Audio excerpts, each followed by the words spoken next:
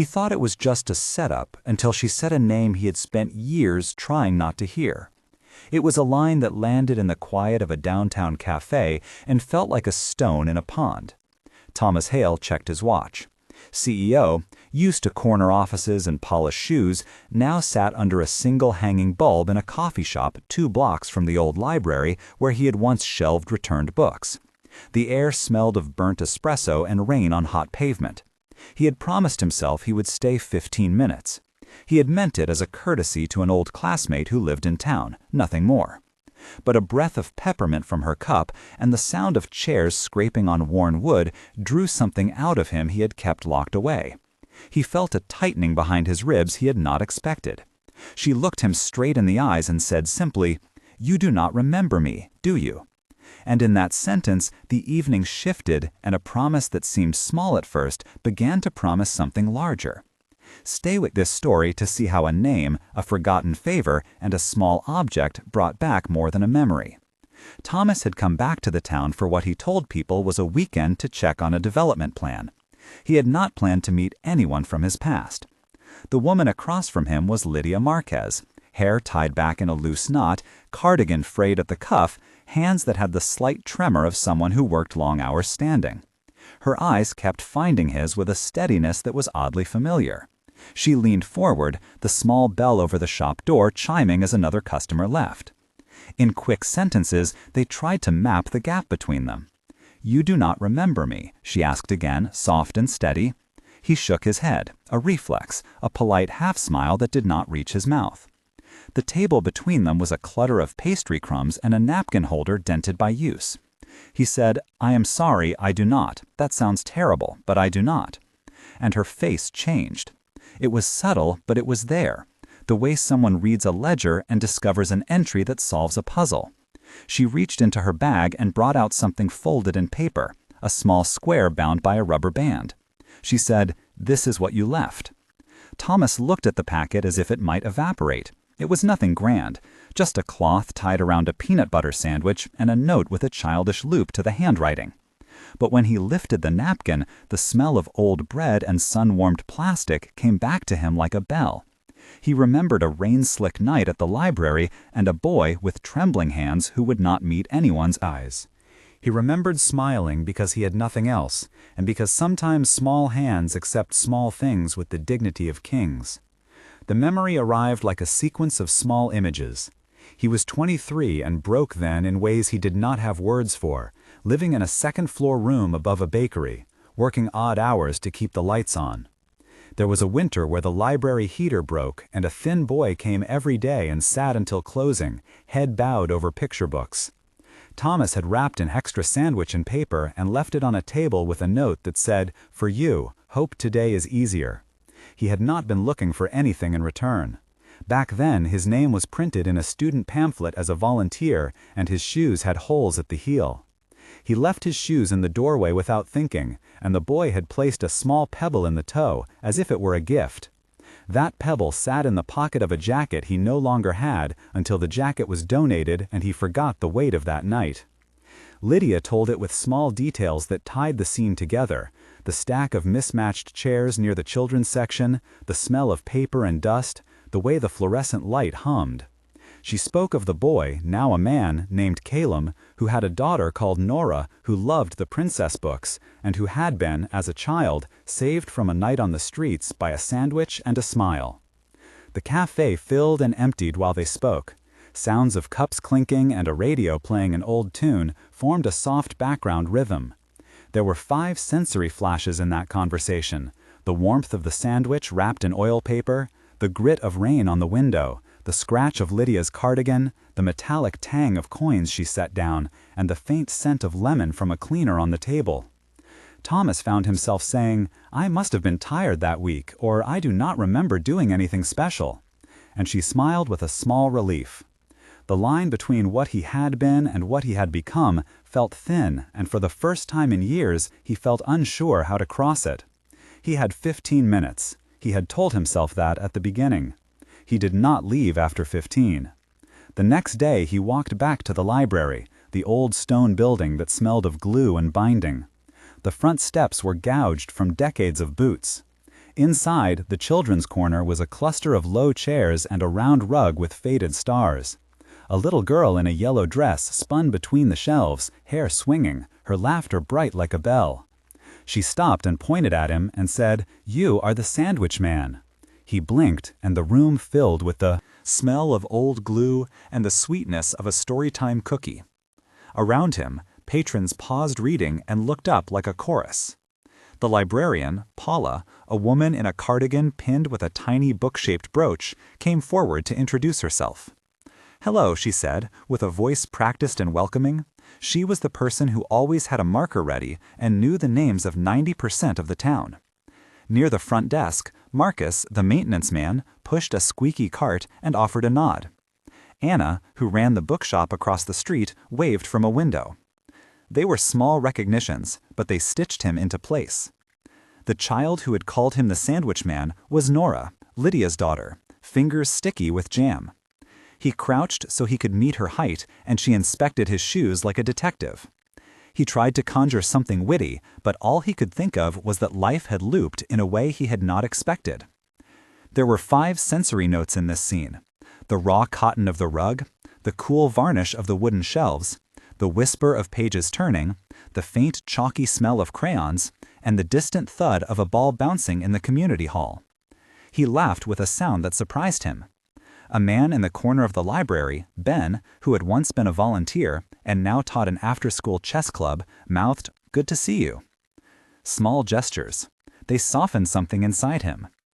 Backstory came next in short paragraphs that filled the spaces between present and past. Thomas had grown up the son of a single mother who worked nights at the hospital. There had been a motel room that smelled of bleach and a small window that never closed. He learned early how to be invisible to protect the people he loved. In college, he studied finance because it promised escape. He worked his way into a firm in the city, and as the years advanced, he traded spontaneity for schedules. That life paid bills and erected a kind of civilized wall around him. He had once been the kind of person who gave his time without asking for notice. The second paragraph filled in the cracks where choices had hardened into habit. He wanted the safety of stability and mistook busyness for goodness.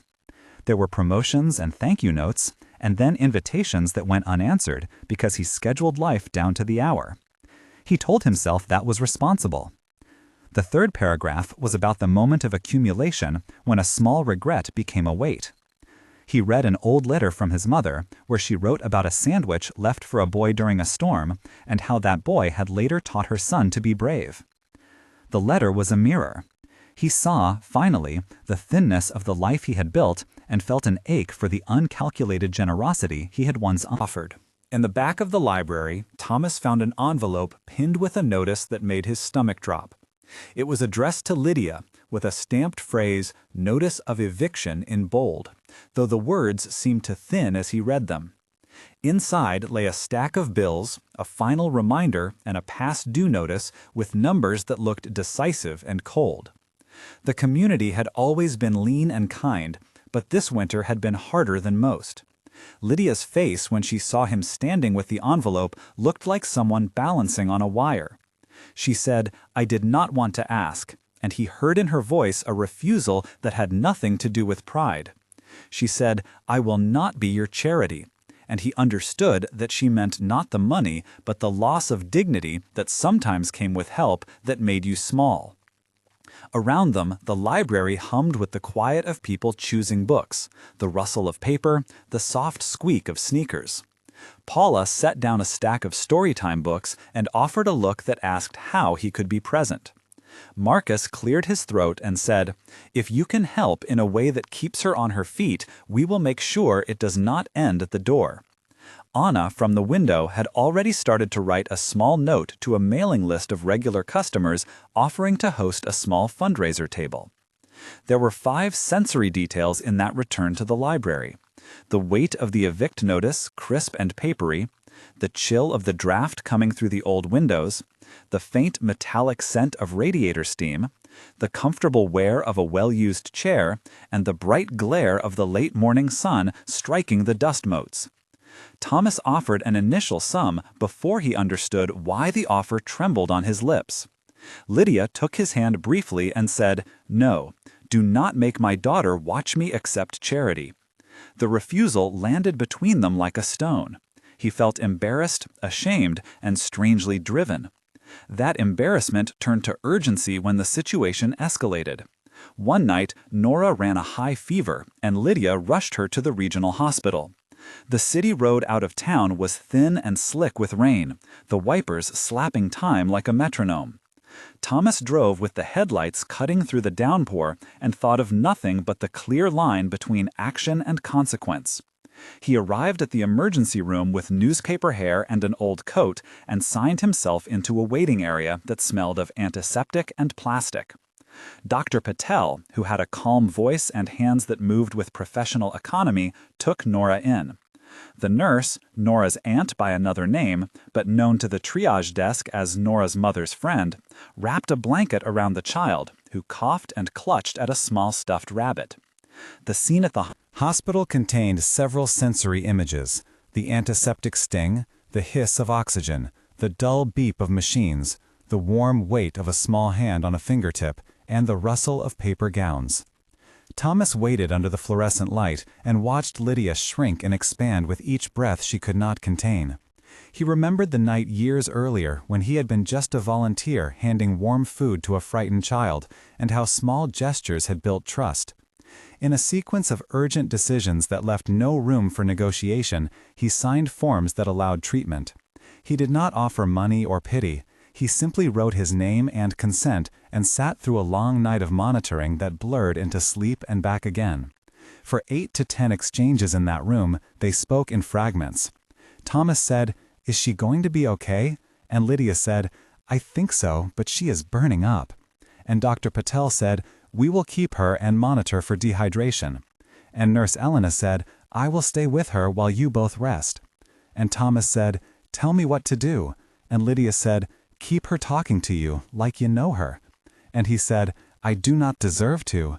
And she said, "You do deserve to, because you stood here and did not leave." The silence that followed was thick. The exchange built a quiet companionship.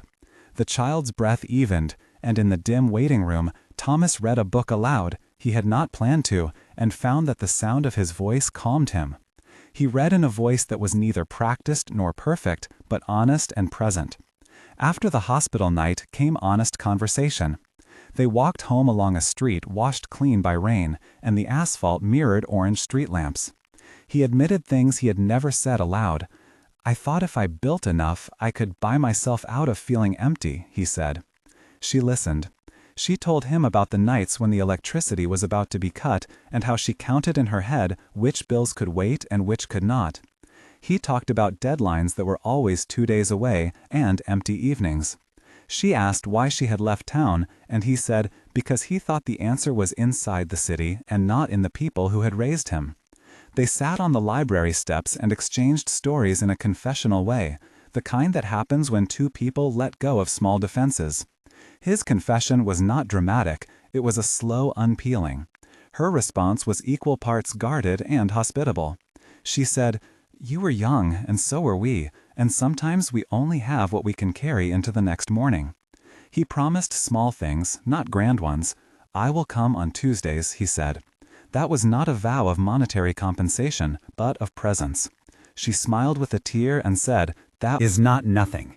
The intimacy of that moment carried 5 sensory notes: the cool grain of the stone under their palms, the distant rumble of a bus, the smell of wet leaves crushed underfoot, the warmth of a paper cup between his fingers, and the soft scrape of a page as a child in the library turned another chapter.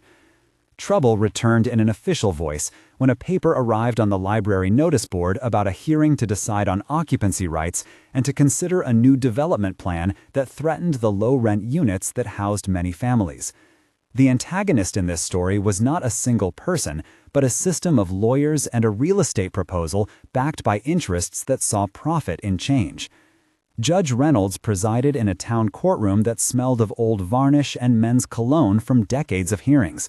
There was a stack of papers on the bench that looked clinical. Thomas received papers that asked him to attend a hearing as a witness, and they also contained the name of a claimant seeking to remove tenants for redevelopment. The hearing room had a steady hum, 5 sensory points come to life: the rustle of legal paper, the metallic clack of briefcases, the faint perfume of an expensive cologne, the coldness of the wooden bench where a mother and child sat, and the hollow echo of a gavel. At the hearing, the conversation moved formal and bitter. The claimant's lawyer spoke of investment and revitalization and used terms like market value and vacant possession. Lydia's advocate, a young public defender named Nora Alvarez, spoke with a clarity that cut through jargon and tried to humanize the case. Thomas had to decide whether to testify and what to say. The room filled with neighbors, people like Marcus, the maintenance man, Paula, the librarian, Anna from the bookshop, Ben, the chess teacher, and Officer Jimenez, who had come in civilian clothes because he felt lanes of duty and humanity intersecting. The exchange in court required careful words. Thomas said, "I saw the difference one night, and it matters." And the lawyer for the claimant said, "How does an anecdote overcome lease obligations?" And the judge said, "We will hear testimony." And Nora Alvarez said, "We request delay to consider community proposals." And the claimant said, "We will not be held hostage to sentiment." And Thomas said, "Sentiment is what keeps people alive." And the room shifted at his bluntness. At a point when legal arguments seemed to tip the scale toward displacement, an anonymous envelope was placed on the clerk's desk. Inside was a trust agreement and a notarized gift that covered arrears and set up a small fund for rent assistance. No name was on the delivery. The judge opened the papers, read them, and with a pause that felt almost cinematic, he called for a recess to verify details. The community in the gallery exhaled. Lydia sank into Paula. Sighed shoulder in relief. Thomas did not ask who had sent it. He watched for a face at the edges of the room and found none. The act resolved the immediate threat, but left a larger question about accountability and intention. The twist was legal and moral, and in that moment, the town felt both fragile and fierce. In the weeks that followed, community momentum gathered. Anna organized a book sale. Marcus and Ben painted a mural on the side of the library. Paula coordinated a roster of volunteers for an after-school program, and Officer Jimenez arranged a small safety grant. Lydia accepted, not charity, but partnership, and began to manage a small community pantry in the back room of the library. The anonymous donor signed papers that ensured a continuing support fund, but did so in a way that preserved Lydia's dignity and agency. Thomas started coming on Tuesdays. He read to the kids in a voice that was conscious and sometimes shaky, and he worked with Marcus to install a small repair program that taught basic skills to teens. The name of the donor never emerged, and that became part of the story, the way some gifts simply want to be gestures and nothing more. During this period, there were moments of tension separate from the legal battle that forced choices, 2 of them worth slowing down over. First, when a reporter came looking for an angle, asking whether Thomas had orchestrated the anonymous donation. And second, when an old creditor surfaced to claim a past debt on Thomas's business, prompting him to consider flight back to old habits. Each of these moments lasted like a held breath, roughly 500 to 600 characters of inner conflict, where Thomas weighed the privacy of anonymous good against the hunger for credit. He chose to be transparent about his own agency and to refuse any ownership of the anonymous gift, and that choice made room for the community to determine its own rescue. There was a small celebration 1 month later, with a plaque on a newly painted bench that read, "For those who show up when it matters." The plaque was simple, and the crowd who gathered included Paula from the library, Anna, the bookseller, Marcus, the maintenance man, Ben, the chess mentor, Dr. Patel, who stopped by to offer free checkups, Nora Alvarez, who had argued for procedural time in court, and even Judge Reynolds, who gave a short public reflection on community resilience. 1 month after the crisis, the library had a new schedule of story time and a modest fund to ensure no child left hungry during school breaks. 3 months later, Thomas had adjusted his schedule in the city. He traveled less and spent more Tuesdays in town building programs that taught budgeting and basic home repair. Lydia's electricity bill was no longer an endless worry, and Nora could focus on school projects instead of counting which lights could be left on. 6 months later, the town had a sense of change that was practical and slow. There was a community garden behind the library with a small plaque reading, "Planted by hands that remember to share." The mural painted by Marcus and Ben had become a backdrop for summer plays, and the after-school program had a waiting list that included kids from neighboring towns. The anonymous fund had been administered by Paula and Nora Alvarez to assist families discreetly and with consent. Thomas kept a small token in his pocket, a pebble similar to the one the boy once left in his shoe, and he had a plain ring he wore on a chain over his shirt as a private reminder to show up. The ledger of social life changed more than a balance sheet. It expanded to include laughter in the reading corner, repair workshops that taught dignity, and a roster of local supporters who now routinely checked on neighbors. The community names became part of the rhythm of daily life. Paula baked bread for community meetings, Anna donated leftover display books to the school, Marcus led weekend fix-it sessions, Ben expanded the chess program into mentorship, and Officer Jimenez coordinated safe routes to school. Dr. Patel and Nurse Elena offered health workshops, and Nora Alvarez formed a small legal aid circle to help with tenancy questions. Even a small café owner named Clara started a weekly discount for families attending Storytime. These people were not extras, they were threads. Their actions made a difference that was visible and measurable. A notice board at the library now celebrated volunteers and named shifts. The small acts of kindness echoed like refrains. Someone would leave a wrapped sandwich on a shelf, another person would slip an extra note in a backpack with coupons for the bakery, and someone else would anonymously pay a gas bill. There was no single hero. It became clear that the anonymous donor had simply acted as a catalyst, and the town had decided to answer. In the quiet closing of this story, Thomas did not try to reclaim credit for things he did not do. He learned that presence mattered more than grand gestures. He continued to travel for work, but he reserved Tuesdays for the library. He learned the names of the children and the soft rhythms of their days. Lydia accepted an object from him not as payment, but as a symbol of commitment. He placed a small, simple ring on a shelf in the children's corner, where parents might see it, a sign of a promise to remember and to keep showing up. The ring was not a proposal, but a pledge. It sat beside a stack of picture books and a tiny plant. The town measured transformation by small metrics. 1 month after the events, the library had a new reading chair and a roster of volunteers. 3 months later, the after-school program had expanded to include a weekend workshop in basic home economics. 6 months after that, the neighborhood had a community pantry with clear rules and rotating management. Thomas kept the pebble in his coat and sometimes took it out during quiet meetings to remember why he had started to come back. In the end, the change was both concrete and emotional. The plaque, the mural, and the plant were symbols, but so were the quiet dinners Thomas sometimes had with Lydia and Nora watching a movie on a Tuesday evening. The final image is simple and lasting. A small girl turned a page in a book under the reading lamp, and the lamplight fell softly on the ring resting on the shelf. The sound of pages turning, the smell of warmed bread, and the distant murmur of neighbors talking created a harmony that felt like home. If this story moved you, consider sharing a small memory of someone who once showed up for you. Start with the phrase, "It was when," so others can find connections and hope. And if you want to see more stories about how small acts change communities, subscribe to follow more real accounts of people who choose to appear when it matters. He had believed the meeting was only a setup and a courtesy, and what it became was an opening.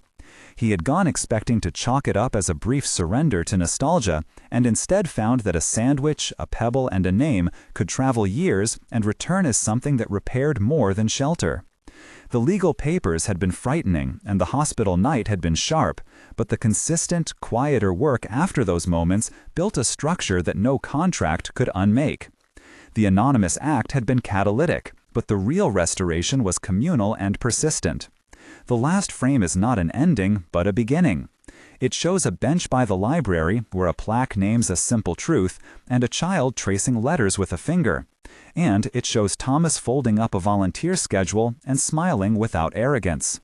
Sometimes the smallest gestures carry for years until they find a place to land, and then they multiply. If this story touched you, share a moment in the comments about a time someone appeared when it mattered. and help remind others that appearing can be the most radical kindness.